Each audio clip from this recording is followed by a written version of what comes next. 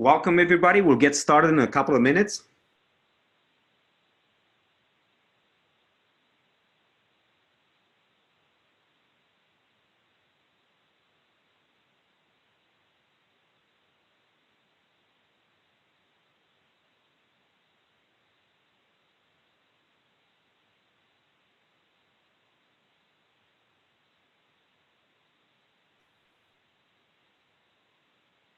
Welcome, everybody. We'll get started shortly. This presentation will be recorded, and you will get an email follow-up with the recording.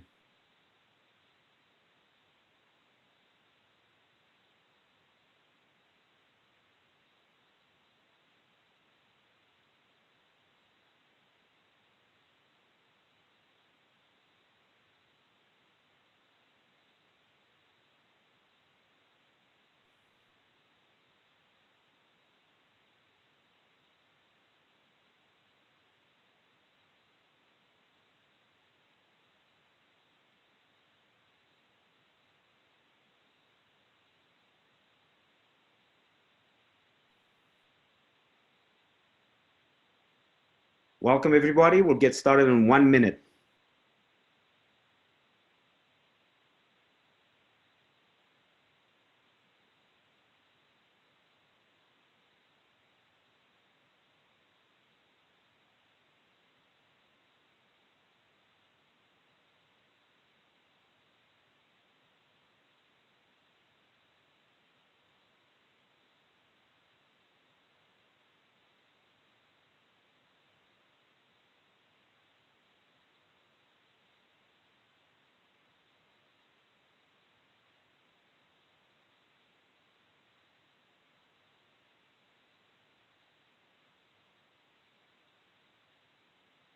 Hi, welcome to today's educational program, Understanding ICS Security Reference Architecture, brought to you by IIoT World and sponsored by ABB and Indegy. I'm Lucian Fogoros, co-founder of IIoT World. On behalf of my team, thank you for joining. Our co-founder, Karolina Rudinsky, will monitor the online channel, so feel free to send your question in the chat line, via the Q&A section, as well as the social channels, leveraging the hashtag ICS_IIoT. Greg, welcome. Thank you, Lucian, and welcome again, everyone, to today's virtual conference. I'm Greg Orloff. I'll be moderating the panel session today. I'm a senior analyst and CIO here at IIoT World. For those of you joining us for the first time, please allow me to give you a little bit of a background. IIoT World is a digital media publication that covers the economic and technological implications of the transformation that's taking place as industrial IoT proliferates throughout the enterprise. IIoT World combines journalistic coverage with data analysis to expose the stories, players, trends, and innovations that shape the industrial Internet of Things. IIoT World is recently ranked by K-Core Analytics as the #1 global influencer on several topics that include industrial IoT, smart manufacturing, ICS security, SCADA, predictive analytics, and predictive maintenance. Our mission is to help companies create a culture of innovation and connect the smarts, the industrial technologies, manufacturing, sensors, and the CXO decision makers utilizing these tools. Today we have an exciting panel representing perspectives from an educator, an OEM, and a vendor from Soluble, ABB, and Indegy. Industrial control systems have migrated from standalone isolated components to an interconnected system of systems. In a very standard environment, thousands of devices exist, operated by a more heterogeneous environment in more places than ever before. These interconnected systems leverage existing communications platforms and protocols to increase productivity, reduce operational costs, and further improve an organization's support model. Industrial control systems are responsible for a vast amount of critical processes requiring organizations to secure their infrastructure adequately. In this 90-minute virtual conference, our speakers will help us understand the ICS reference architecture and how it creates strong boundaries between business and process control networks, and how we can reduce the number of attack pathways and vulnerabilities that an intruder may exploit to gain unauthorized access into these critical systems. It's always interesting to hear how others have done it. Our first session is titled The Metrics Manifesto, Confronting Security with Data, and it will be presented by Richard Seiersen, CEO of Soluble.ai. This talk will focus on key security metrics for digitally transforming businesses. Topics include the Metrics Manifesto, the concept, object, and methods of measurement, and risk forecasting. This session will bring new information to help technology security teams identify and rectify security weaknesses. Now, prior to joining Soluble, Richard spent 20 years deep in the bowels of security operations and development for mammoth and nimble companies alike. Along the way, he became a serial CISO with stints at Lending Club, Twilio, and GE. But he got his start as a developer with a passion for all things analytics. Richard is the co-author of How to Measure Anything in Cybersecurity Risk. So without further ado, Richard, the floor is yours. Thanks, Greg. All right. Here. Great. I love this quote. It's funny. I don't believe in astrology. I'm a Sagittarius, and we're skeptical. Arthur C. Clarke. The reason I put this here is that we as security folks, we're paid to be professional skeptics, right? We fire off angry packets at other people's devices and software with the belief, the hypothesis that what they've built is broken, doesn't work, and we do that with vengeance. But oftentimes we don't turn that same skeptical point of view at ourselves and ask, is this capability that I've deployed working? Is it scaling with the business? Is it, in fact, even optimizing? Or, goodness, could it be descaling, actually getting worse, and I don't know it? That's really the topic that I want to talk about today. And it's something that applies to IT or OT. In fact, it can apply to any sort of business. But in this case, we're going to be talking a lot about security. So without much ado, I'll advance to the next slide. So this is our agenda for today. And by the way, I should add that I'm going to go really fast. In fact, I'll quote another sage author or thinker, and that would be from Talladega Nights, Will Ferrell, where he says, I like to go fast. So I'm going to go fast to try to get through all this material. So I'll read through the Metrics Manifesto. This is material from my forthcoming book, my second book. Then I'll talk about the concept, object, and methods of measurement. And these are key if you're going to make any progress in terms of approaching measurement in a way that would let you know if your capabilities are scaling or optimizing. These are the types of point of views you'll need.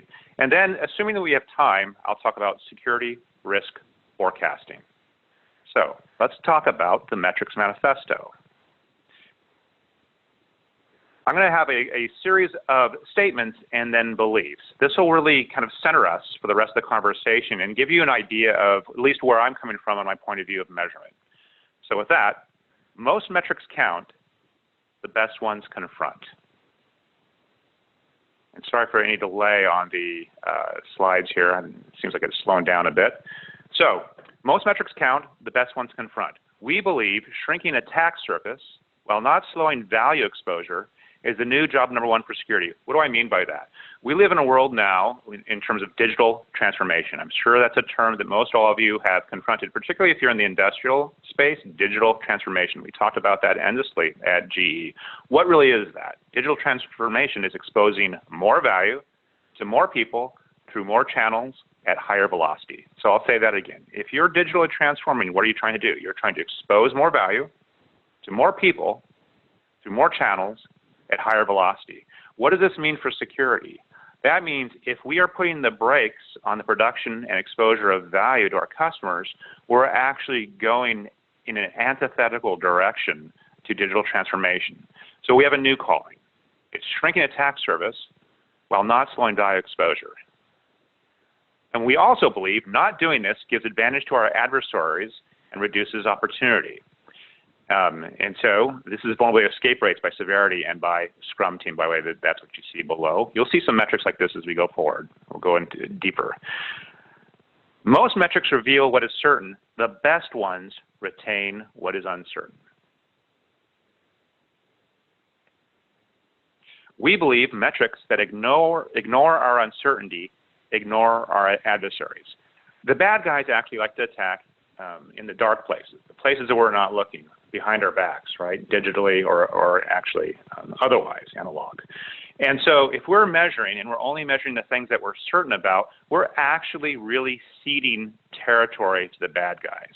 So good metrics both reveal what is certain, they retain what is uncertain, and if we don't measure this way, we would argue in the manifesto that you are ceding territory to the bad guys. Most metrics focus on beating benchmarks. The best ones focus on beating the competing model. And I'll unpack that in the slides to come here.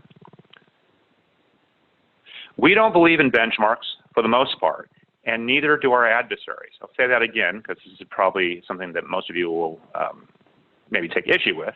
We don't believe in benchmarks for the most part, and neither do our adversaries. We believe in continuous improvement because our adversaries attack and our businesses expose continuously. Again, if you're in digital transformation, it's exposing more value to more people through more channels at higher velocity. You have that on the business side, and then you have innovators on the adversary side. If we're going to focus on benchmarks are simply averages for average companies, but you're not an average company. You're a special snowflake. You need to measure in a way that makes sense to what your business is trying to get done. All right, lastly, on the manifesto, most metrics require data. The best ones can start with little or none. I'll say that again. Most metrics require data. The best ones can start with little or none. So we believe resourcefulness with small data is always better than complexity with big data. Again, we believe that resourcefulness with small data is always better than complexity with big data. The whole field of statistics actually was predicated on this. Being able to make a bet with little data. In fact, we wouldn't have Guinness beer today probably if it wasn't for the student t-test. The student t-test was a measurement method that was used for looking at very small data from crop yields to make better forecasts in relationship to making beer. It was actually considered intellectual property. That's why it was published as the student t-test. The name of the actual author wasn't student t. So we also believe expertise can be turned into data when you have none. Data, that is. We also believe expertise can be turned into data when you have none. Now, that might be something that people will take an issue with. They'll say, hey, that sounds very subjective. And you'd be right. Daniel Kahneman's book, Thinking Fast, Thinking Slow, is actually based on this whole area. His seminal work with Tversky in, I guess, 72, 73 is probably the most cited, one of, if not the most cited scientific article, and it's actually about this whole topic. Needless to say, there are ways that we can measure people and their beliefs about things that reduce ambiguity, right? They can actually be useful in making measurement. In fact, you may not know this, but actually our federal government, actually the SPY side of our federal government, is very involved in this sort of thing. It's called prediction markets. In fact, if you're a gambler and you spend any time in China, you'd know that one of the biggest use cases for blockchain actually is on prediction markets. This is where people are making forecasts about future events. In the case of the federal government, making future forecasts about the changes in Kim Jong-un's haircut or whatnot, but actually looking at nation-state sort of things and making forecasts so they can get in front of incursions. So there's roughly about 7,000 people who you would call spooks that are involved in doing prediction markets. It's a big topic. How do we take subject matter expert beliefs about probable future loss and use that as data to update models? Then how do we bring empirical data in to those models to even make them better? So start with the beliefs when you're confronted with the irreducible uncertainty, and then actually bring in telemetry from systems to further reduce your uncertainty. Well, guess what? That's what we're going to talk about right now, that whole process. The concept, object, and methods of measurement, all right? So before we do this, we've got to talk a little bit about the concept of measurement, and so don't trust me, let's trust some old dead guys on that. Let's start with this one, Albert Einstein and his hair. As far as the propositions of mathematics refer to reality, they are not certain. And as far as they are certain, they do not refer to reality. Here's an even better quote. This is my favorite one by Bertrand Russell. Although this may seem a paradox, all exact science is based on the idea of approximation. If a man tells you he knows a thing exactly, then you can be safe in inferring that you're speaking to an exact man. And this goes back to our manifesto point of most metrics reveal what is certain, the best ones retain what is uncertain. A scientist would line up with this, this perspective, this manifesto element. And we know that because we see these two famous dead guys actually echoing that. A lot more dead scientists that will support that idea. The object of measurement. So talk about the concept of measurement. Retain your uncertainty without obscuring your certainty. Now the object of measurement is called beat the competing model. You probably heard this joke, maybe not. Two campers are out hiking about the woods. One of them is wearing tennis shoes. The other one is wearing hiking boots. The hiking boots one says to the tennis shoed one, why are you wearing tennis shoes? And the tennis shoed one responds, well, I've heard there are bears out here. With a retort from the hiking boots one, she says, you will never outrun a bear.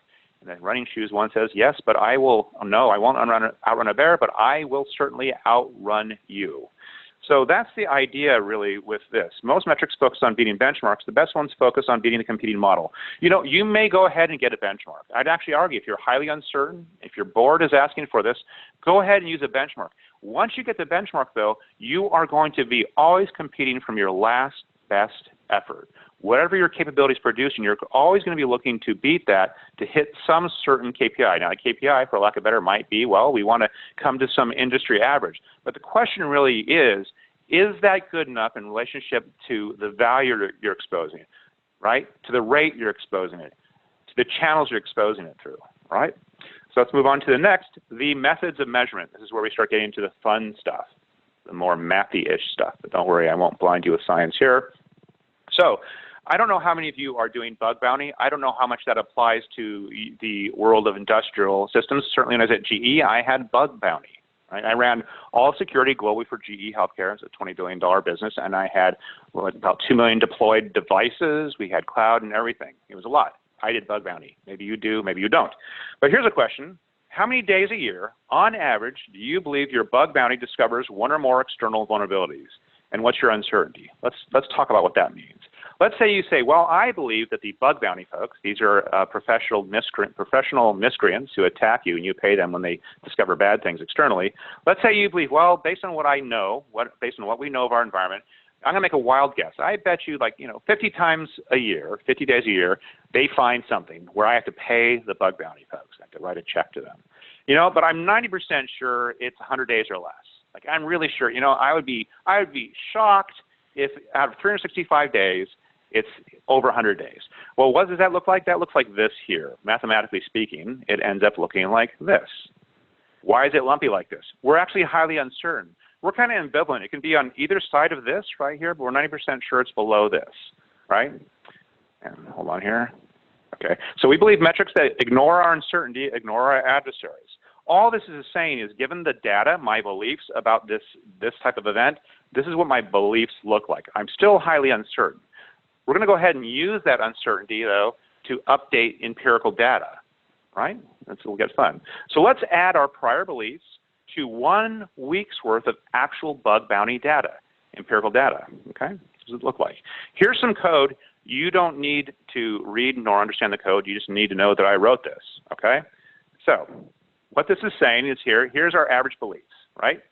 My average beliefs, the 50% and the 90%. That's right here, all right? Then I'm going to add that together with hits and misses, with empirical data. Now this empirical data, by the way, in 7 days, I'm going to say that we had 0 hits. Bug bounty found nothing, right? The absence of evidence is not the evidence of absence. We're actually learning something when nothing happens, depending on how we measure. A scientist would measure it this way. A non-event is a countable thing, right? And an event is a countable thing. They're both countable, right? We can use them to make ratios. Well, we add these things together, and we have our prior belief, which is the gray thing. Now we have our current beliefs, right? We're actually shifting a little bit to the left in terms of what we believe about this phenomenon. We're still highly uncertain. We have a small amount of data. It's pretty diffuse. There's a lot of different ways bad things can happen under that curve. Oops, sorry. I want to get this back in here. We believe metrics that ignore our uncertainty ignore our adversaries. There's a lot of room for bad guys to boogie under here based on our beliefs, okay? So let's go on. Let's go a little further. We're going to go a little deeper here, all right? We're going to talk about escape rates. That's a bad guy escaping, by the way. So what's an escape rate? An escape rate, let's use this for vulnerability management. There's a rate at which your company, let's assume you produce first-party software. You're maybe something for controllers. Who knows what it is, but you produce software. There's a rate at which software, bad software, gets into production. There's a rate at which software moves between different states. It could be from pre-production to production. It could be from internal to external. It could be east to west. It could be north to south. You could have any number of quality gates that your software goes through before it hits production. You can measure the transition from dev to UAT to pre-production, et cetera, right? You can measure all those things. Any sort of transition where a vulnerability moves through a transition is an escape.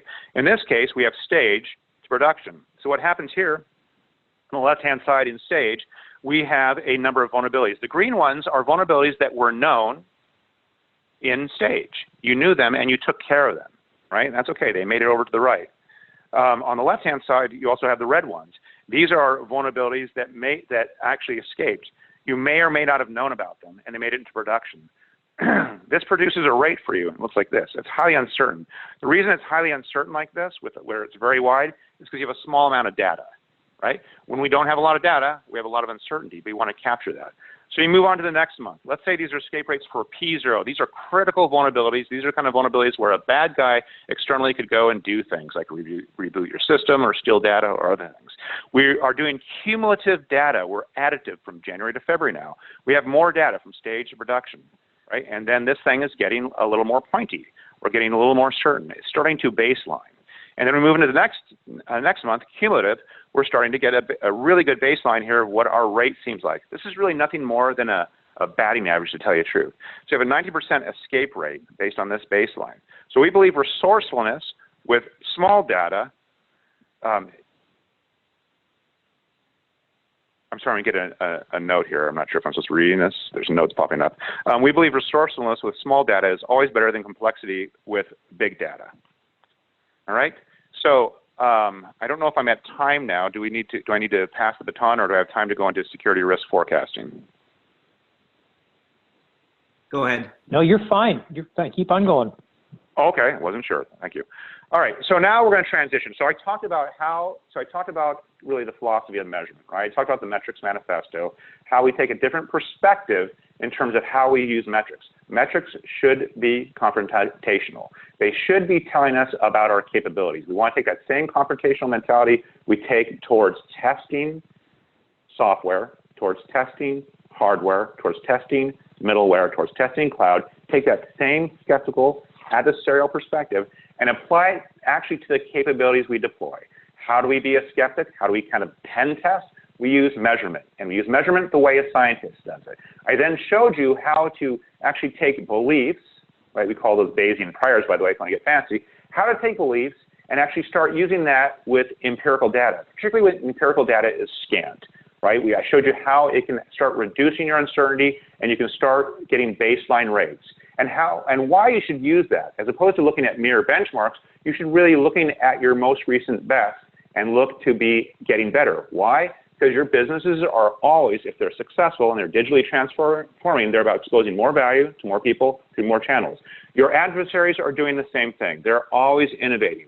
So you, as a defender in the middle, have to have a way to measure to understand how we are doing that both retains your certainty, the empirical data, while actually retaining your uncertainty as well. Okay, now we're going to talk about how do we do that from a risk management perspective. And what I mean by this is when you're looking at larger portfolios of risk. In the case of GE, I had a bunch of, I had several multi-billion-dollar portfolios that are under me. How do I start thinking about risk in a way that looks at the big things? So we're moving up from the empirical kind of more into the stratosphere of larger risk management. Okay? So in this case, I'm going to take the NIST cybersecurity framework. I'm assuming that most of you are familiar with it. I'm going to assume that many of you are probably using it. Maybe you roll up NIST 853 into this, but you likely are using NIST CSF. If you're not, my encouragement would be to take a look at it. So let's say we are going to aggregate control state into 3 things. Now, they have 5 things in the NIST CSF, right? I'm just going with protect, detect, respond. I'm rolling things into that because 3 is an easy number. Then let's look at, I'm going slow here. There we go. Try again. Okay, there we go. Now let's look at exposure state. Let's say we decide the things that we really care about at a high level are public proximity, meaning if you have an environment that's exposed to the public, does it process value, data value? Meaning, is it value that could either be IP? We had recipes from a life sciences perspective. Could it be PHI? We had a veritable ton of PHI at several of my previouses. What is the type of infrastructure? Is it something that's public cloud? Is it private cloud? Is it on-premise? What have you? So let's say we're concerned about these. We could roll this up into a concept of attack surface. Again, we're aggregating. We're talking about risk. So we have control state plus exposure state. We can consider that to be attack surface at a high level. So let's go ahead and talk about how we might do this in relationship to breach risk. Our object of measurement, going back to the object of measurement in this case, would be breach risk. How do we do this? In this case, we're going to be looking at how we use subject matter expert beliefs to start looking at breach risk. Again, we also believe expertise can be turned into data when you have none, data that is. So, and again, if you look at the y-axis here, we have this concept of exposure. Is it public? Is it private? We have data value. Again, we're aggregating to, is it something that has a regulatory impact, yes or no? What's the infrastructure location? We have a couple, 3 different values here: on-prem, cloud provider, data center. Protect, detect, respond, and these are capability levels. Under the capability levels, you would have deterministic states that would say whether it's ad hoc, right? If you were up to something where you'd consider to be continuous, scheduled, or nothing, you'd have actual empirical evidence, Boolean evidence would say that your controls are in a state that you would say that you're at this level. It wouldn't be squishy. It'd be something where an auditor could come in and look at what you consider to be ad hoc and would be able to empirically test and see that it's ad hoc, okay? So in this case, what we have here is we have some forecasts.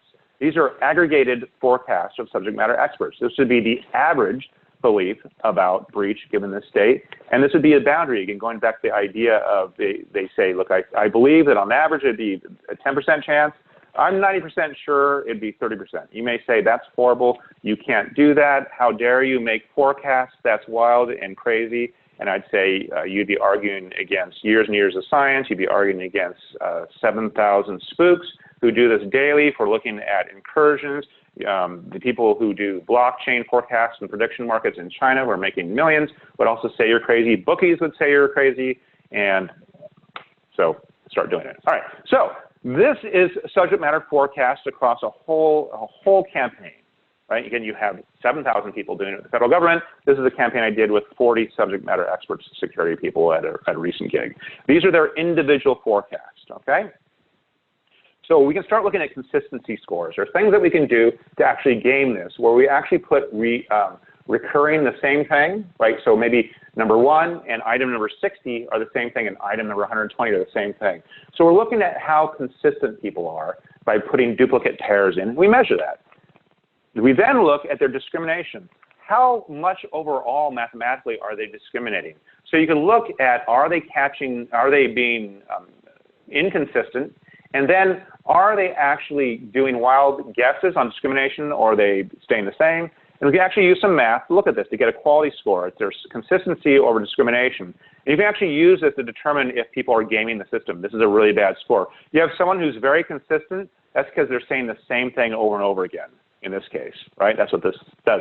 So actually, I did this where people were actually using algorithms in their spreadsheets to do the guessing. They were sorting, doing all the things they told them not to do, and 100% of the time, I caught all of them. I threw them out. I mean, I didn't throw them out physically. I threw out their scores. So there are ways to do this to be able to actually start getting more consistent results from people. All right? So we also believe, again, expertise can be turned into data when you have none, data that is. So we can take this and we can build a model, right? We can build a model of the experts. And actually the model replaces the experts. Once you've got the model, you can start using it over and over again to model risk ongoingly. It actually outperforms the experts. This is the basis for expert systems design, by the way, if you're familiar with that concept. So we can start doing things where we say, okay, we have a system that's internet facing, it has PII, it's data center, it's ad hoc, ad hoc, ad hoc. Our model would say, again, on average, we believe, our model believes on average, meaning there is some wiggle room here, but on average, there's a 7.4% likelihood of breach. Right? Our model says, given internal PII, cloud, ad hoc, nothing, our model believes that there's a 9% chance of breach. It's not the truth, right? It's only a model. A map is not the territory. Again, all models are wrong. Some are useful, and some are measurably more useful than others. This is a measurably more useful model because it reduces inconsistency and it uses math as opposed to red, yellow, green. Math's great. You can do things with it. Here we go again. Internet, PII, cloud, continuous. Model says 2.8% chance of breach. Again, model's not the territory. How do we bring it together with impacts? It can look like something like this. You use a time-based thing. Let's look at a 3-year model. This is a model I've done to set up cybersecurity insurance for a client. We model capabilities. We made forecasts about what their budget spend would be on reducing probable future loss by investing in people, process, technology. We built a model, it's a curve, right? And we can actually look at what the likelihood of exceeding an insurance threshold. This is an insurance threshold which was set at $20 million, right? We actually used it to buy more insurance. We actually got, we spent under $100,000, well under $100,000, close to $50,000 to get $10 million more insurance with a rider for an additional $10 million more insurance to actually bring this curve down to something that was tolerable by the executive team. Okay. Who else uses these methods? Actuaries. Oh, our book, by the way, the first book is the only cybersecurity book that's required reading for the Society of Actuaries exam. It's the curriculum for the Department of Defense CISO program. It's used at Harvard, MIT, a bunch of other universities. So there are a lot of people who use methods like this. Again, that's not the territory, but if correct, it has similar structures to the territory, which accounts for its usefulness.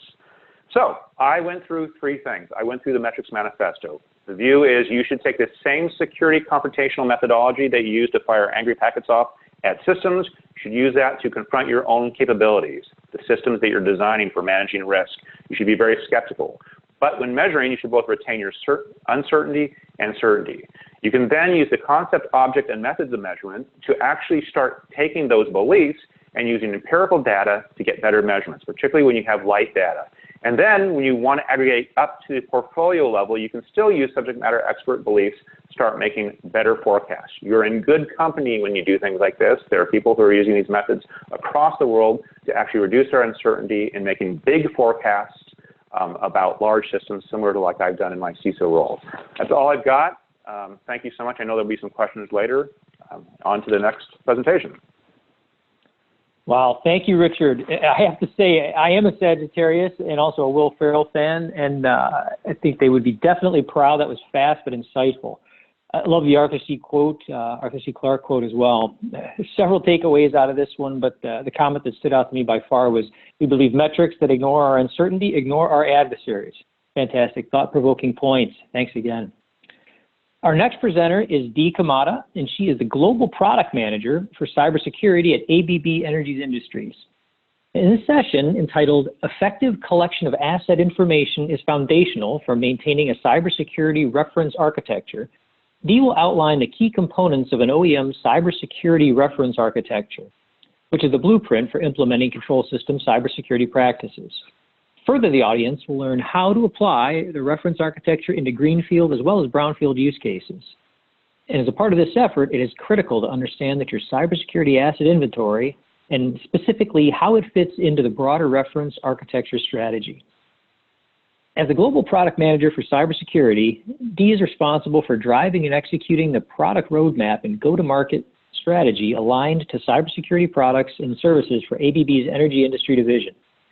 Dee spent the first 5.5 years of her career at General Electric, where she held several positions ranging from project management to IT governance and audit, and industrial cybersecurity program management. Following her time at GE, Dee worked as a cybersecurity strategy consultant at KPMG, assisting clients to strengthen their cybersecurity posture through policy and standard development and implementation, gap assessments, and remediation roadmaps. He has a Bachelor of Science degree in Finance from Creighton University and is pursuing an MBA at Rice University with a concentration in entrepreneurship and economics. She is passionate about promoting security in growth regions and actively participates in cybersecurity working groups. Dee, the floor is now yours. Thank you so much for that introduction, Greg, and thank you, Rich, for opening up the session. Like Greg mentioned, I'm the Global Product Manager for Cybersecurity at ABB. And today I'm going to talk to you about my experience and tips and tricks around implementing a cybersecurity reference architecture, both from the perspective of an asset owner and an OEM. So here's the agenda for today. We'll start off with an overview of what is the reference architecture, and then benefits both from an asset owner and OEM perspective. And then I'll give you some examples of how to apply the reference architecture tactically, and wrap up with how some monitoring solutions such as cybersecurity asset inventory are a fundamental element of the overall reference architecture. So to kick things off, I'd like to begin by defining what a reference architecture for cybersecurity is. To the right, you can visually see what the ABB reference architecture looks like, and we'll dive into this diagram in the next slide. However, as a grounding point, the reference architecture is a framework that provides a template design for the structure of a control system, and it's used in two primary ways. Firstly, when deploying new systems, so such as greenfield projects, and secondly, for retrofitting and modernizing existing systems, so in brownfield projects.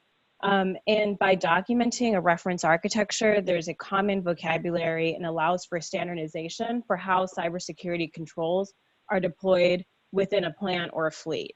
In the long run, it effectively saves time by making the implementation of these cybersecurity controls more efficient.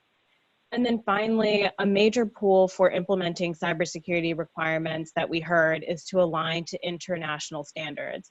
Therefore, it's best practices that reference architecture is grounded in an accepted or known international standard. ABB specifically aligns to IEC 62443, specifically Section 3, Part 3, which is modeled to align to security level 4 out of 4. As you heard Rich talk about before, there's also other common international standards such as NIST or NERC-CIP, and a lot of the times there's very many commonalities between these standards, these international standards that can be mapped to kind of ensure that you're still aligning to these internationally accepted standards.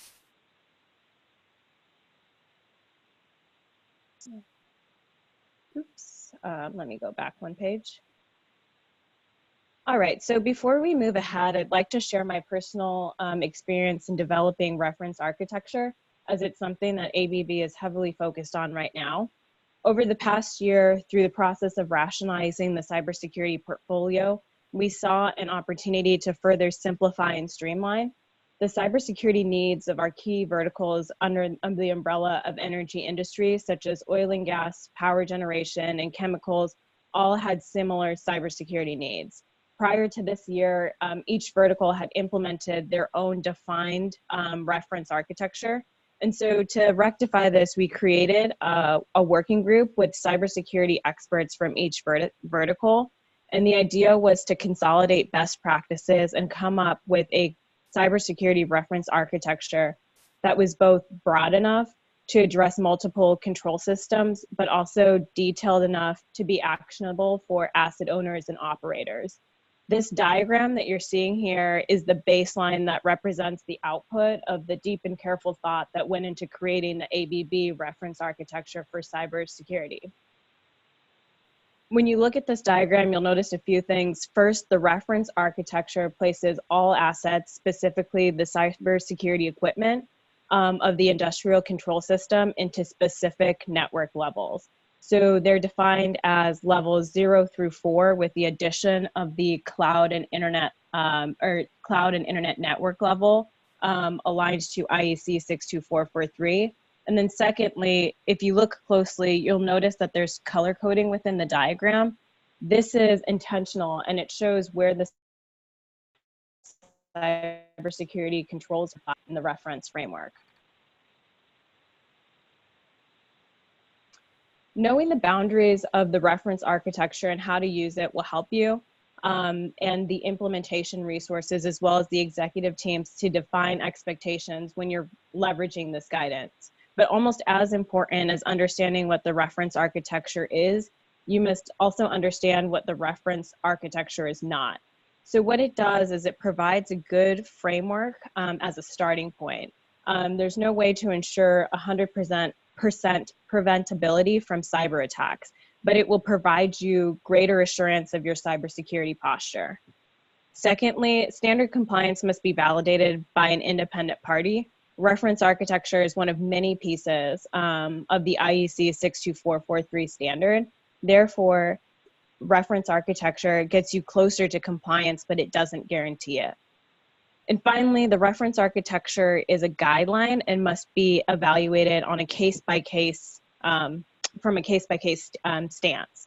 So I encourage the collaboration between an OEM provider and asset owners and operators to determine the best applicability of the reference architecture by evaluating relevant use cases.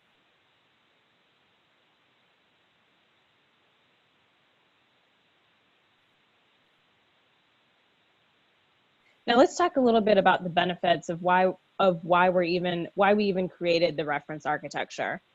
As control systems become more modern, it's critical to reevaluate the network structure and ensure that security controls are efficient and updated for the setup. The reference architecture for cybersecurity helps prepare those control systems to these growing threats as they become more connected. Secondly, cybersecurity is and has never been the goal. The goal is to maintain a secure posture, giving asset owners and operators confidence that they can utilize digital solutions. The intent is to allow a customer to effectively and efficiently apply digital solutions, within the cloud or leveraging artificial intelligence. And the reference architecture makes it easy to use the digital solution with minimal or no impact to operations or the cybersecurity posture.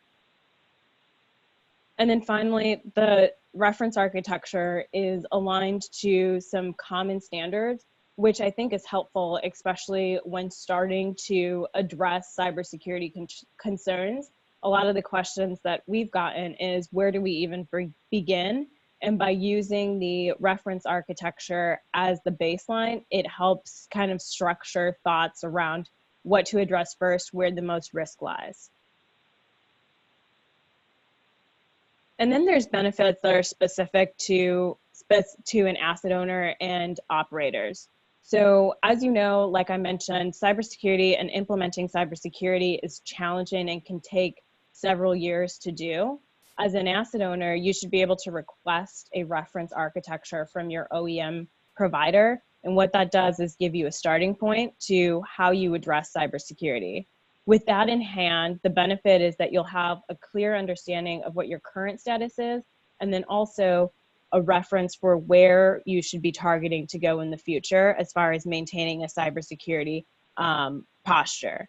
And then building off of that, you'll be able to determine remediation steps or implementation steps to align to your risk posture. So different organizations, different plans, different asset owners will have different goals and risk appetite when it comes to cybersecurity posture.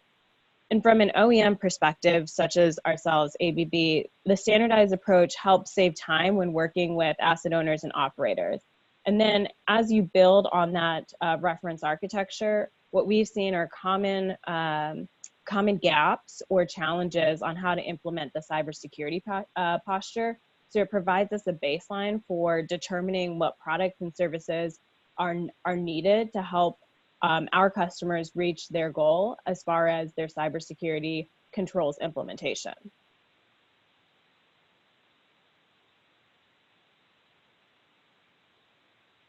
Next, I want to talk a little bit about why we are applying cybersecurity controls.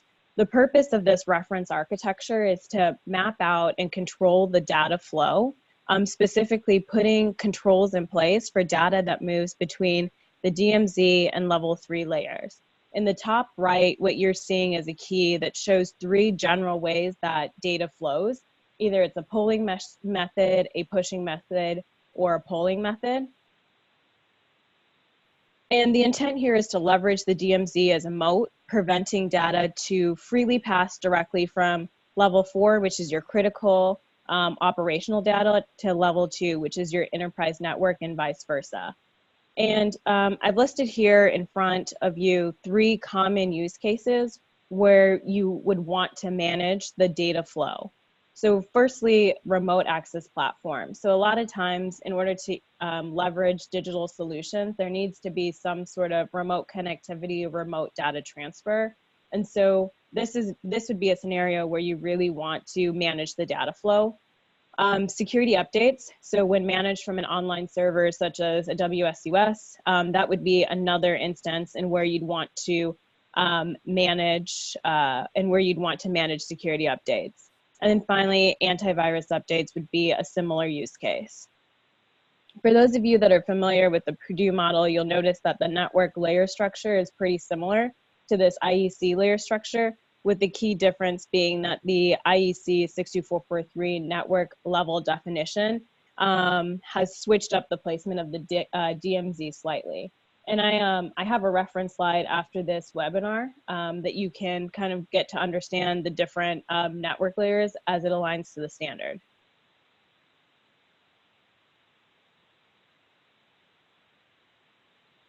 Now I want to give you a specific use case. We hear a lot about the convergence of IT and OT, and so I want to provide you with a real example of what that means.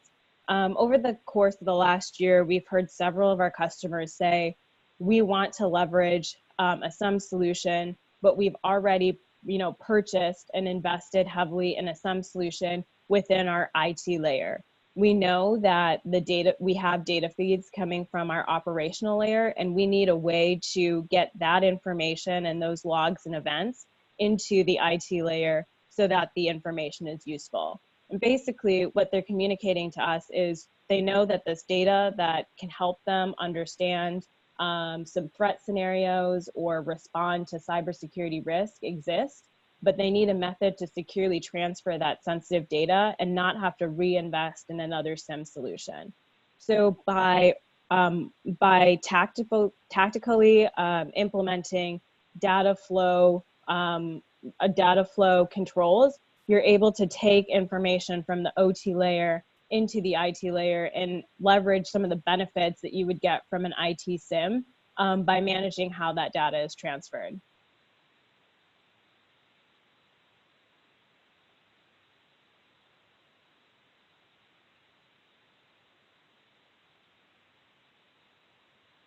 So I want to talk a little bit more about some of the key controls that are listed within our reference architecture. So as you read the list, many of these should look really familiar to you. Things like system hardening, patching, backup and restore. These are things that we've been talking about for a really long time within the ICS cybersecurity space, and even longer within the IT cybersecurity space. One that I really want to highlight is cybersecurity asset inventory as a key element of the reference architecture framework.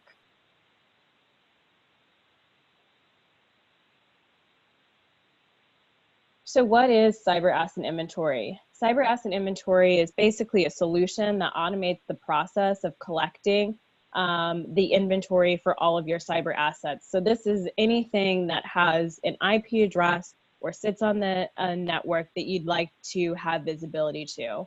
And the reason that you would implement a cyber asset inventory solution is to, one, understand what's within a particular network so that you can protect where it needs, where protection and controls need to be put in place.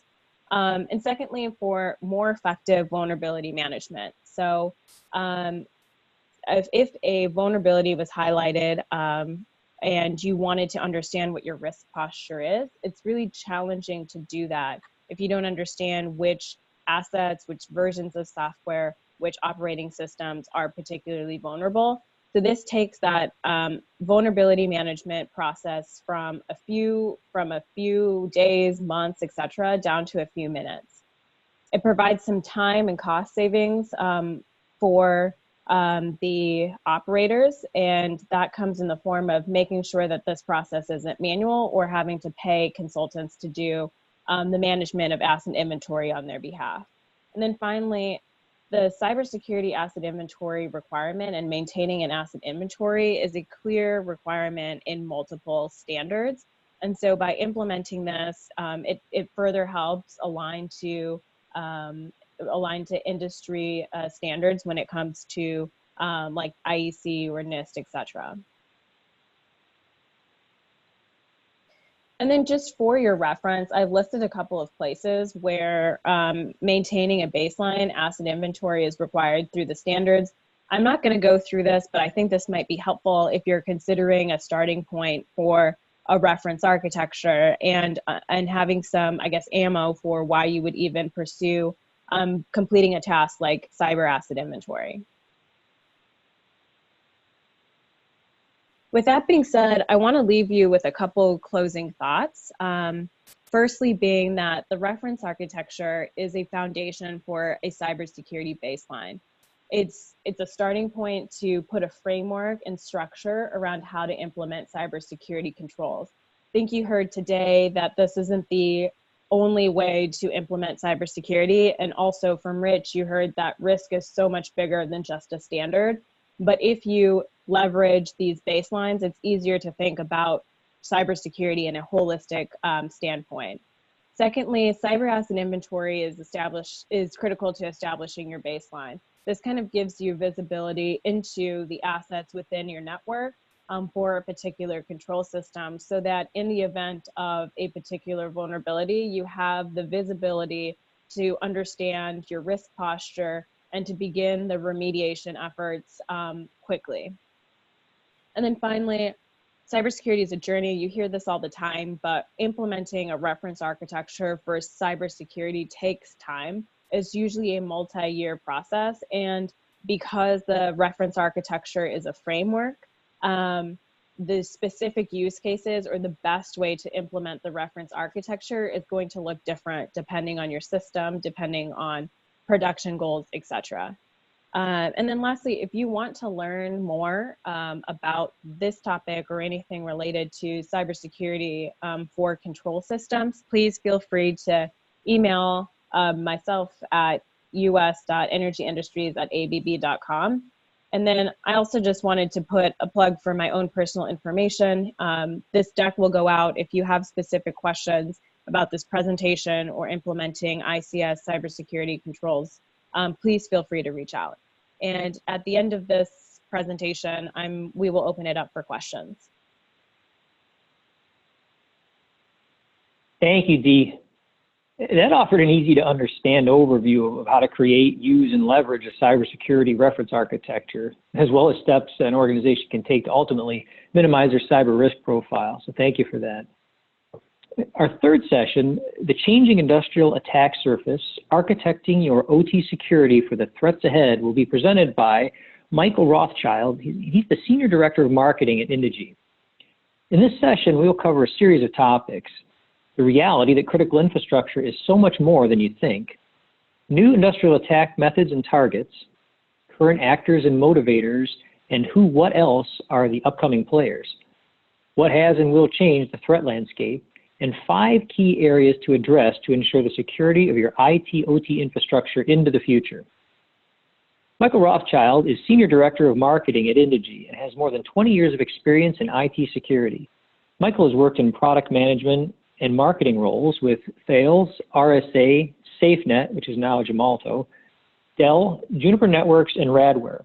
In his spare time, he volunteers as an emergency medical technician. Michael, may I pass you the baton? The floor is yours. Thank you so much, and thank you all for joining today. We appreciate the time. A lot of good information today, so I'm pleased to, and I have a tall order of people to follow. Looking forward to hopefully providing you with some additional information. I started showing this slide. This is actually a McKinsey slide that I started showing about 2 years ago, and I thought, boy, 2020 was a way long time off. And in fact, we're staring down the not too distant future of it being 2020. But I thought one of the interesting things that we saw back in 2018, and it in fact bears truth now that we're just about in 2020, is the amount of infrastructure that we rely on a daily basis. Back in 2018, there were some incredible numbers that we were talking about: 100% more vehicles being on the road, of course, more steel being required to build these cars, to build buildings and other things, more energy, even with all of the great things that we were doing with energy conservation and renewable energy. There was just a tremendous amount of numbers in terms of what we need going forward. And really what this results in is the demands that we continually put on infrastructure, on critical infrastructure, on industrial production. So this whole topic of IIoT and industrial and all of the things that we've been talking about today is in fact growing on a pretty consistent basis. And the numbers that we were talking about back in 2018 really ring true. One of the most interesting comments that I heard from the public sector recently happened last year in 2018. For those of you that don't know, this is the former National Intelligence Director Dan Coates, and he testified about 15 months ago up on the Hill that in looking at national security, there was one thing that alarmed him, and he was quoted as saying that the red lights are blinking again. And what did he mean by that? Well, back in 2001, September 11, 2001, as we know today, there were a lot of red lights, blinking lights that were out there that were suggesting that there was chatter, that some big problem was going to happen based on the terrorist chatter that was out there. And one of the things that Dan Coates mentioned last year on the Hill was that he's seeing a lot of chatter again. Those red lights were blinking again, but today they were not in the form of necessarily terrorist activity, that somebody was going to, God forbid, steal a plane and run it into a building, but it was based on what was happening in our critical infrastructure. Today, more than ever before, as we've heard today, as we read, as we hear on a pretty regular basis, our critical infrastructure is at risk. And it's in risk in ways that we've never dreamt possible even 5 or 10 years before. So there were a number of things that were cited. Perhaps they were nations that weren't necessarily friendly, rogue factions, a whole lot more. And in fact, one of the things that Mr. Coates had mentioned is that today that these rogue factions were already in our critical infrastructure, and they've gained what we call red button functionality, which means that they're in there and at any point in time they can hit that red button and bring things like our critical infrastructure down and cause massive damage in ways that we never thought possible, perhaps even a decade ago. One of the things that we've seen over time, if we just look at the types of attacks that have hit critical infrastructure and manufacturing, I have a short list here. And in the slides that you can get after this presentation, I actually have comments on each of these specific attacks, where they hit, what the impact was, what the desire was. But we can see over time that there's a tremendous amount of attacks that have been out there that have hit us. And I only go back to 2010, and that's done on purpose. That's not to say it hasn't happened before.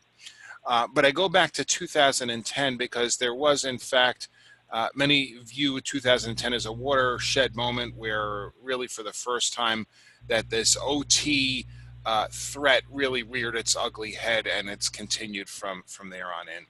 So it's something that has certainly happened over time. I want to talk about the last attack, the big attack that we've seen. There have been others that are out there, but I want to talk about the last one that we've seen perhaps most recently, which was Lakagoga. Lakagoga was an interesting attack that hit Norsk Hydro. It was perhaps one of the biggest aluminum manufacturers in the world.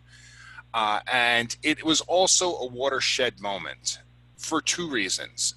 Number one is that if you look at the sign on the left-hand side of the screen, not only hit manufacturing and took manufacturing down, but the left-hand side of the screen actually shows these signs were on the door of Norsk Hydro the day that the attack happened.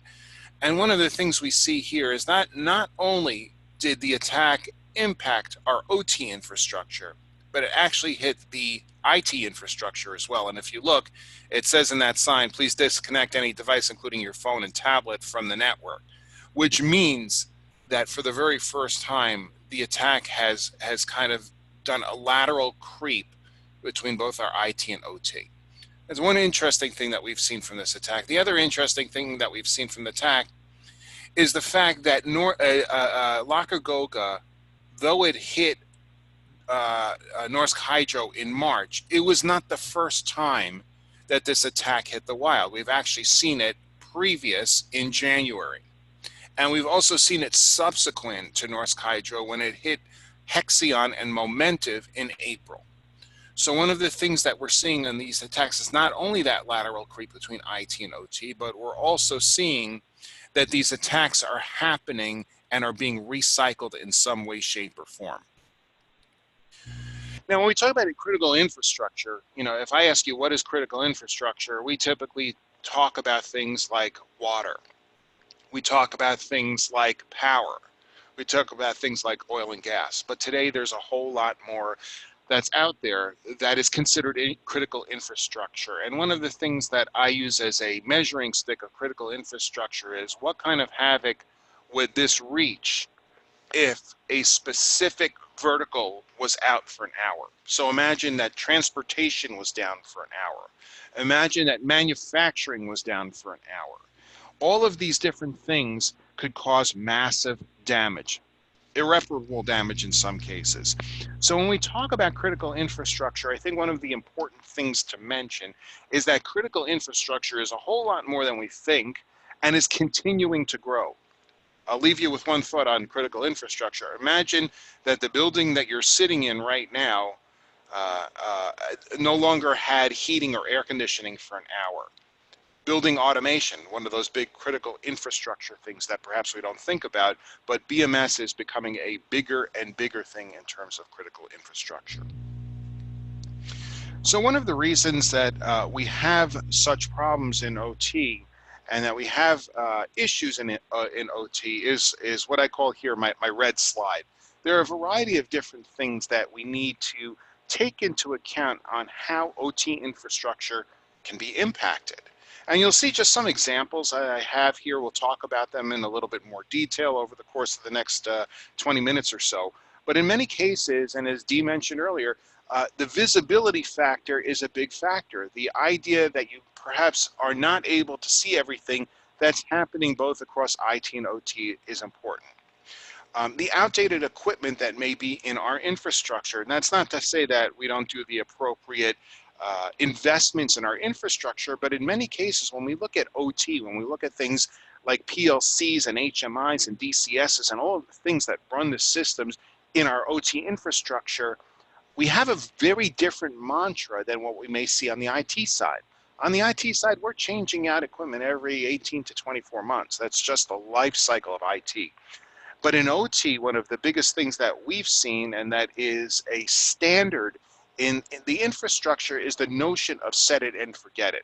It's not uncommon to have OT pieces like DCSs and PLCs and so on and so forth that last for over 10 years. That's not uncommon. And we're seeing other issues like undocumented protocols from these devices that may be around for a decade or more. In some cases, we're not seeing the appropriate tracking of configuration changes. As Dee mentioned before, asset inventory is something incredibly important. We might not always keep that as up to date as we should.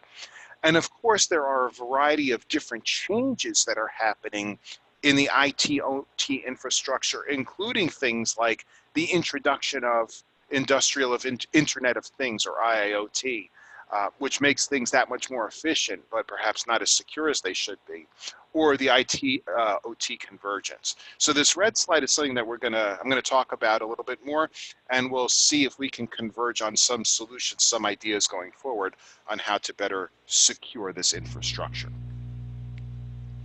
So how do we start to secure our infrastructure? One of the things that we have to do is obviously do some of the things, apply some of the best practices that we know from the IT side to OT.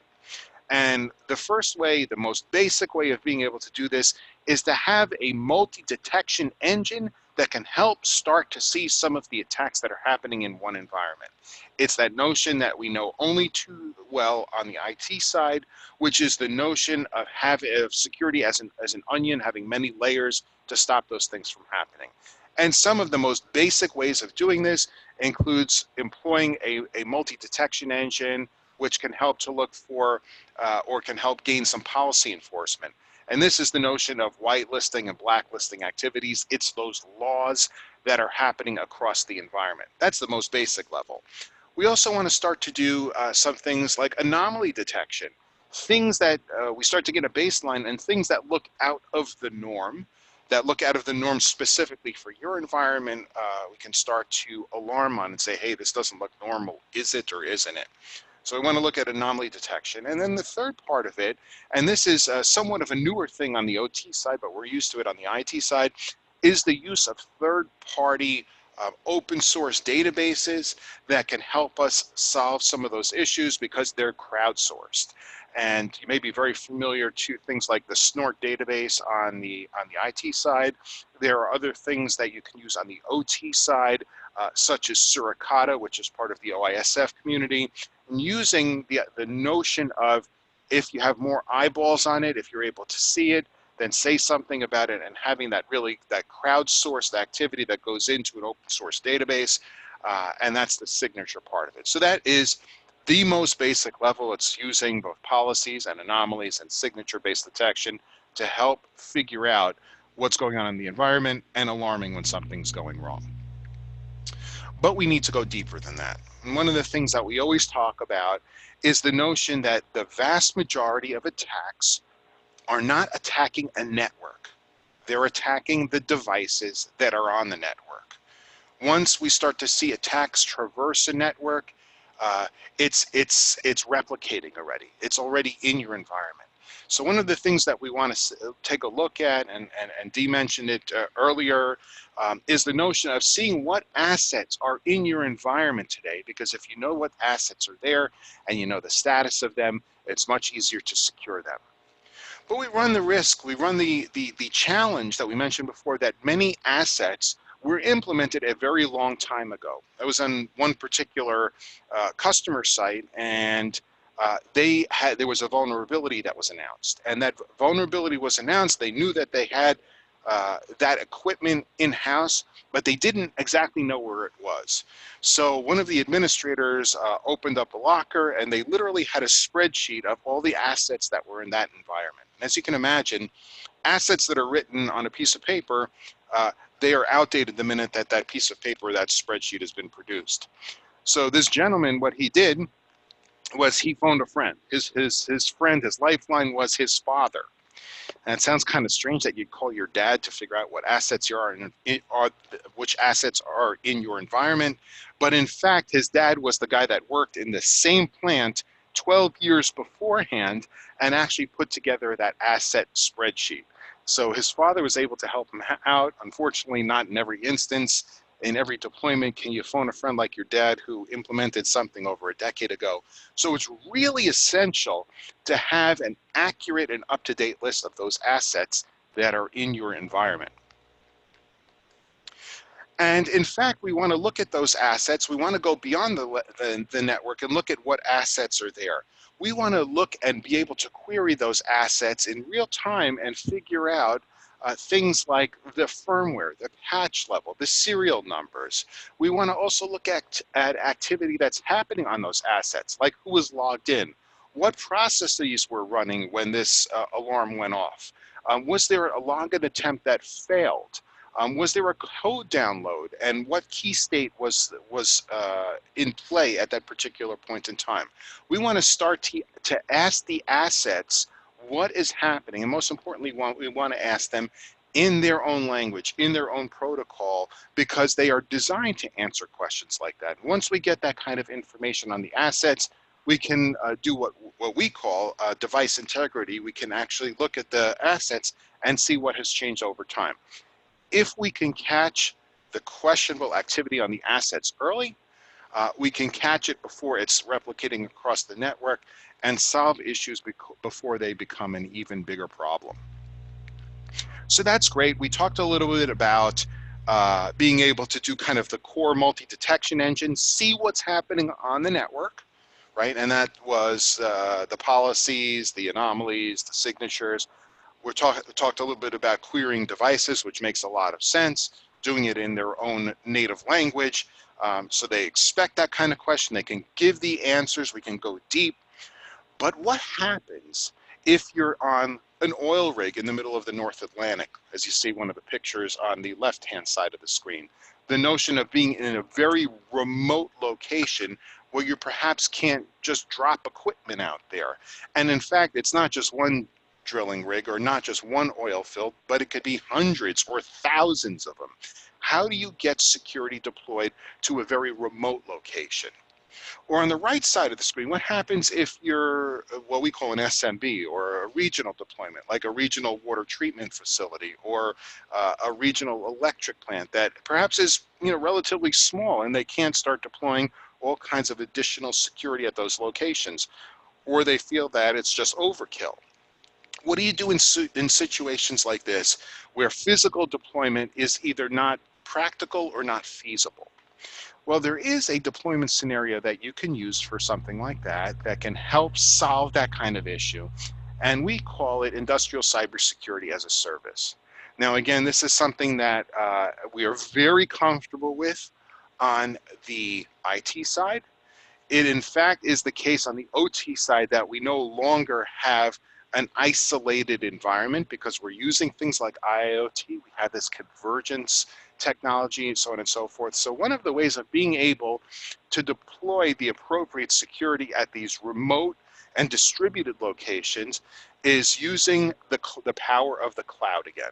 Whether it's a public cloud, your own private cloud, or a pure cloud, the idea of being able to have industrial cybersecurity that can be delivered from the cloud allows you to really have a much better footprint that really covers all of the different areas. Now, some of the benefits of the cloud, in addition to just being able to deploy stuff where you perhaps weren't able to before, there are a few things that you can do. There are a few things that you can benefit by having the power of the cloud working for you. And the first one is what I have in the lower right-hand corner of the slide, which is the notion of cloud collaboration.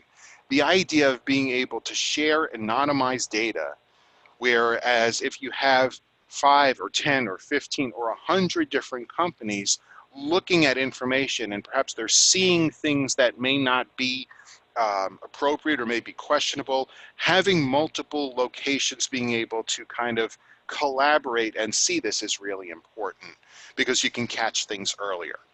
What this really does is what I have on the upper left-hand side of the screen, which is a live feed, right? Once we see these things happening, you can actually get a live feed and get new signatures and new things to look out for because now we're seeing a new attack in the wild for the very first time. This helps stop things like we saw with Locker Goga, which is having attacks that are recycled and that are repeated month after month in different locations because that live feed didn't protect the other 17 or 70 or 700 different companies that haven't seen it before. So the notion of cloud collaboration and live feed is something that's really important to protect things earlier because you're seeing more of them. And then, of course, some of the other things that you can benefit from this idea of industrial cybersecurity as a service, or ICAS, is the notion of having one window pane, that one pane of glass where you're seeing everything from all of your locations, not only seeing everything from all of your locations from an OT perspective, but also creating an ecosystem of trust where both IT and OT are working together so you can see everything from your entire converged environment in one place and being able to make decisions based on that. So these are some of the benefits of having the power of the cloud, being able to see more, share this information, having the live feed, having everything displayed on one pane of glass, and of course being able to dig deeper, not only just looking what's happening on the network, but also what's happening on the devices that are on the network. Now, there are a number of different ways, and this is the one plug slide. One of the things that we do at Indegy, we offer a variety of different solutions. So we're not advocating that everybody is a good candidate for a cloud deployment, but the notion is that you now have choices. So if you are, let's say, an oil and gas manufacturer, or you are a pharma company, or you are an automotive company, where you have a big campus, and then you have remote locations, or you have different outsourced agents, you can have a combination of both physical and virtual, and using some areas where you may want to be completely physical, or you may want to be hybrid, or you may want to be pure cloud. Having those options gives you the freedom and gives you security in all of your different places, so you have 100% security both across IT and OT. So if you remember that one slide that we saw earlier, what I called the red slide, we talked about things like not having the appropriate visibility, not having a tracking of your different configuration or the changes, not having tracking of your devices that are in your environment, not being able to update things like vulnerabilities, not having an audit trail for all of the compliance things that the previous speaker spoke about. You now can solve some of these issues by deploying things like threat detection, asset management, and of course, managing risk, many of the things that we talked about today. So that is the presentation that I had, and I would love to turn it back to our moderators and see if we have any questions. Great. Michael, a path to creating an ecosystem of trust where IT and OT work together simultaneously. I believe that concept is going to resonate with many of our followers today. Thank you for a thought-provoking and an insightful presentation. I'd now like to switch gears and invite all the panelists to come off of mute, and we're going to jump into our Q&A portion of the virtual conference today. And as a reminder to everyone, all of IIoT World's engagements are created to allow you to interact and gain access to these experts. So you can ask questions either via the Zoom tool, which you can utilize here, or the social channels on Twitter using hashtag ICS_IIoT. And just a general reminder, please do not submit questions into the chat window, as these will not be incorporated into the Q&A, and they may get lost when we reach out to you post-conference. So with that in mind, we've had several questions come in. Let's kick it off with one for, this is to you, Dee. This came in from Ralph. It says, as an asset owner or OEM, how do I get started implementing a reference architecture for cybersecurity? Sure. So I think the first step that I would recommend is once you identify who your OEM is, who I'm sure you're familiar with, I would ask them as a starting point if they have a reference architecture. And then as you look through the reference architecture, there's some controls that I would consider like cyber maintenance type activities. So very foundational, like patching, hardening, etc. I'd make sure that that's in place. And then I would define a roadmap for wherever those gaps may be. So for your greenfield projects, if you have a greenfield project, the expectation from an asset owner standpoint is that many, if not all of these controls would be implemented at the time of the project.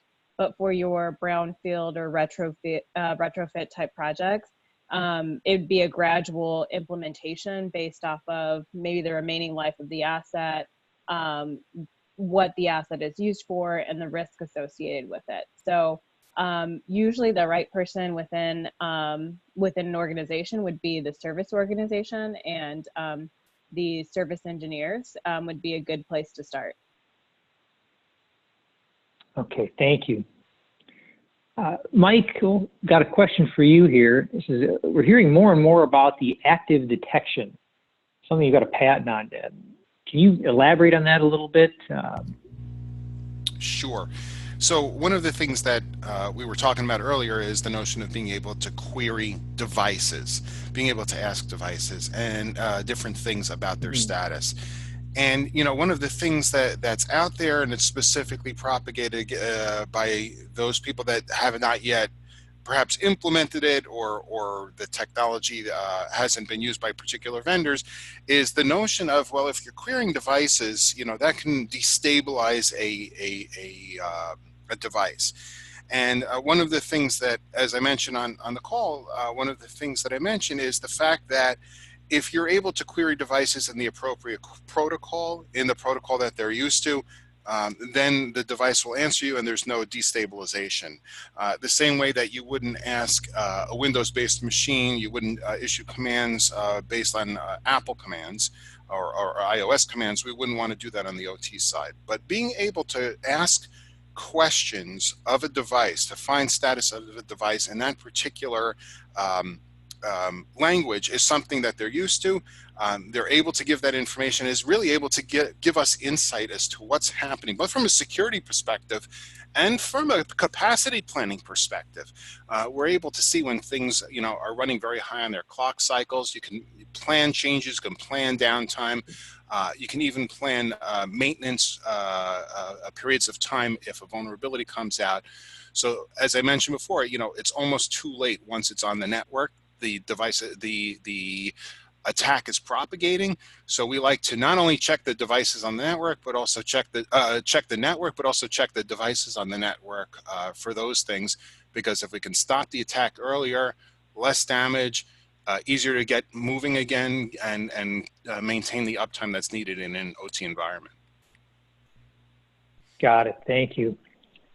Rich, this came in a question from you from Paul. It says, for people who want to start measuring their security programs the way that you describe, how can they best get started?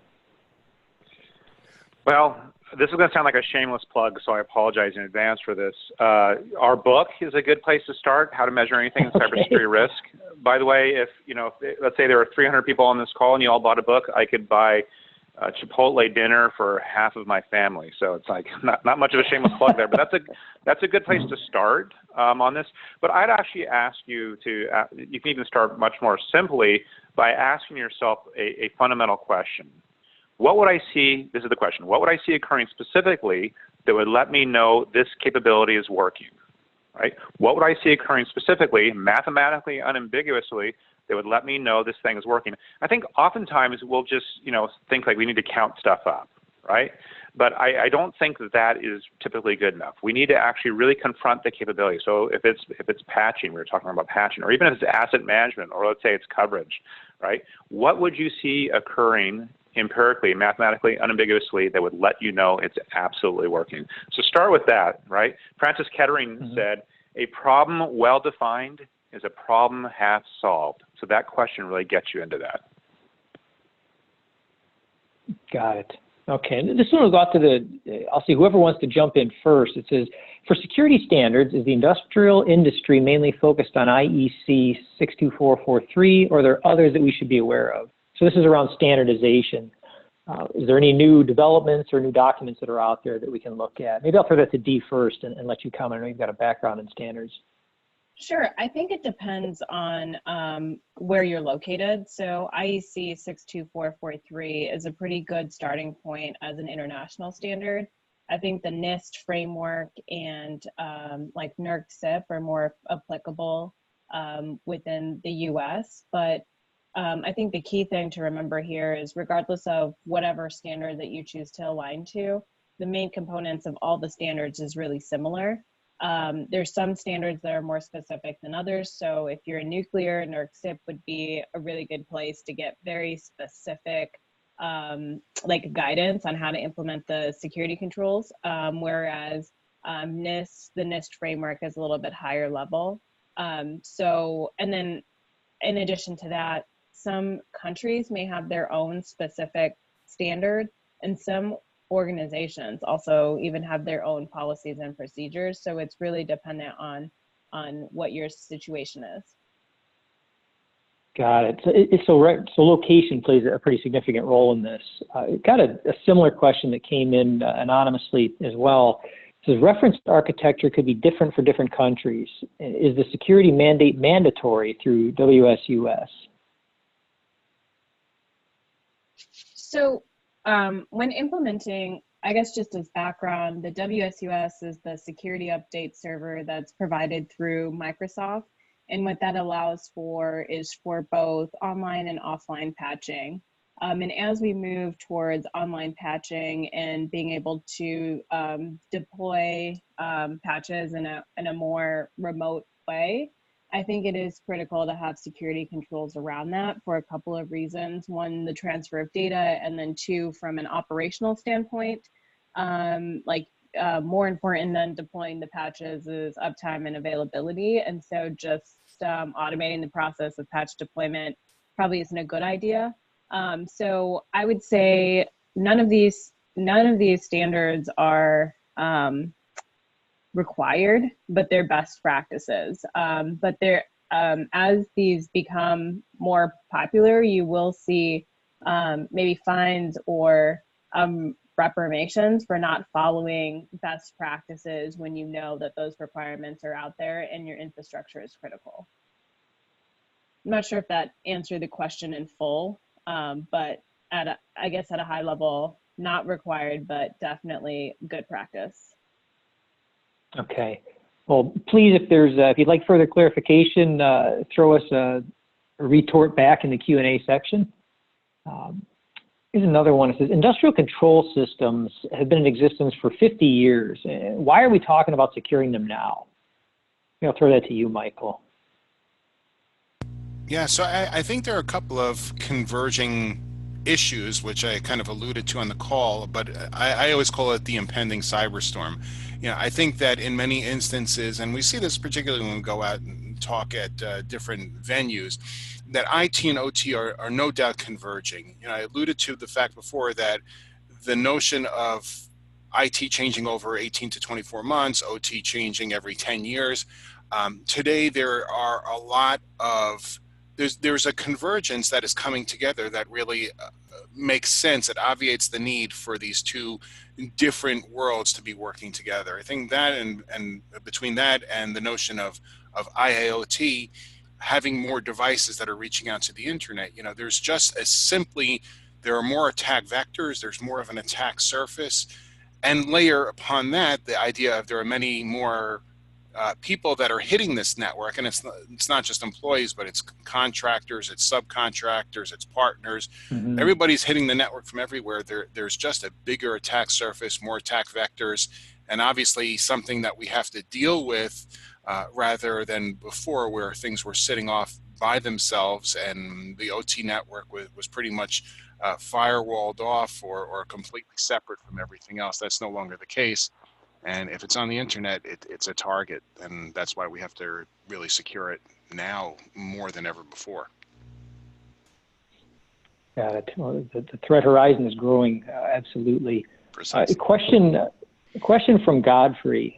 It's kind of a two-part. It says, how best can you deploy and update the ICS OT devices when production should not be or can't be, in some cases, disrupted? Or is it possible to update without causing any disruption at all? If so, how? So does anyone want to tackle that from an approach standpoint? Greg, can you repeat the first part of the question, please? Sure. Yeah, absolutely. It says, how best can you deploy updates or deploy and update the ICS OT devices when production should not be disrupted? So, I can take this one. So I think that in the ICS space, it's very much understood that the frequency of updates is not at the same level as IT. And so a lot of the times that we see is that a specific frequency is selected, whether it's quarterly or twice a year, whatever it may be. Some sort of frequency is selected by the asset owner to implement implement patches, and at that point they can kind of plan for any interruption that might have to operations. That being said, there are instances where say security patches need to be implemented more frequently, and so I would kind of maybe leverage a service to do that on your behalf. But I think that it's tricky. So I know that's probably not, the answer that you were looking for, but it's just patch less frequently and plan for your patch updates. Got it. Okay. Here's another question came in from Akbar. It says, what's the typical timeline to implement a reference architecture for cybersecurity? Wow. So there's probably multiple answers to that, but I'll let you address it, Dee. Greg, for some reason I'm having kind of a challenge hearing you. I don't know if that's just me. Can you repeat that one more time? Sure. It says, what is the typical timeline to implement a reference architecture for cybersecurity? Sure. Thank you. So I would say the typical timeline, so for a greenfield project, I think that the security by design is something that should be implemented. So as an asset owner or an operator, you should make sure that these key components as part of a reference architecture are implemented upon delivery or prior to the start of the project.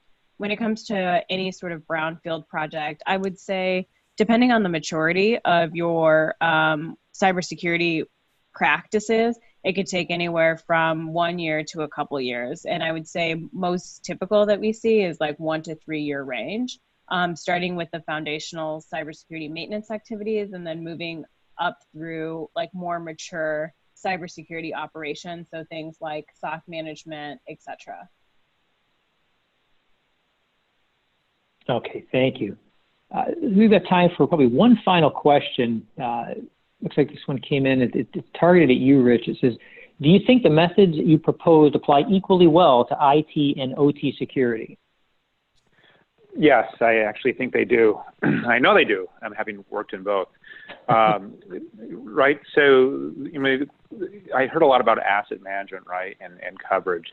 I mean, and then I heard a lot about patching and what have you. So let's just look at that, for example, in terms of patching in the OT world. We call that backlog, right? You have a bunch of work that you need to do, but the question really is how well or how efficient are you doing that, right? So you can have a cumulative buildup of patches, critical patches that need to go out month over month. You'd want to count those up, and then you want to count down your burn down of those, meaning your actual patch activity. So you can actually take that rate of burn down, right, over burn up, and come up with an efficiency rate, right? There's a simple ratio, there's a simple metric, and then you can start setting KPIs against that. That applies to IT, that applies to OT, but any of the more advanced methods I talked about as well apply equally as well. So yes, it works in both cases. Okay, great. Thank you for that. We got one last one came in under the wire, so Ivan will entertain it for you. This is going to Michael. It says, you mentioned during your presentation that the use of Suricata in OT networks. Why not Snort? Is any advantage of Suricata on OT networks, or is this just your personal preference?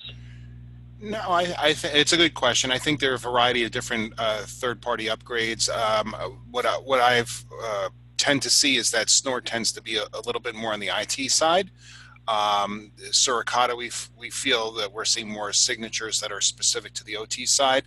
But no, in no way do I mean to recommend one over the other. They're all third party, and I think that depending on each individual's environment, that you don't need to just use one or one in particular, but the ones that work for your environment, those are the ones that should be included. And certainly, if Snort is one of the ones that want to be used or that are right for a particular environment, I'd absolutely advocate for that as well. Great. Well, thank you very much for the comment. And thank you for everyone for taking the time to join us. Thank you to our speakers as well.